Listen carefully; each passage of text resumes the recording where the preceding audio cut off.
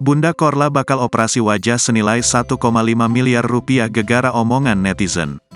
Cynthia Korla Priscilia atau akrab disapa Bunda Korla bakal melakukan operasi kecantikan karena kemakan omongan netizen. Bunda Korla bahkan sampai pulang ke Indonesia untuk melakukan perawatan kecantikan fat transfer dan brow lifting. Tak tanggung-tanggung, dikatakan oleh Ivan Gunawan, perawatan Bunda Korla ini tembus di angka 1,5 miliar rupiah. Jadi total operasinya Bunda 1,5 miliar rupiah. Jadi aku hanya bisa mengarahkan saja, kata Ivan Gunawan. Bunda Korla pun membocorkan alasannya melakukan operasi kecantikan.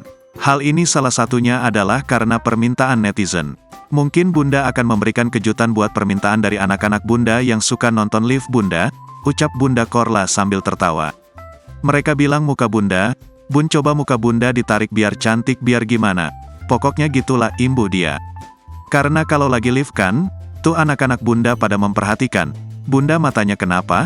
Matanya kenapa? Diam kau, katanya.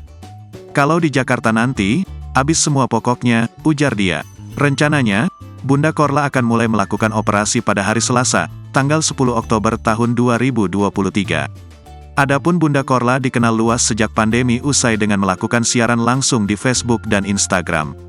Banyak netizen yang terhibur hingga potongan live Bunda Korla pun tersebar di media sosial.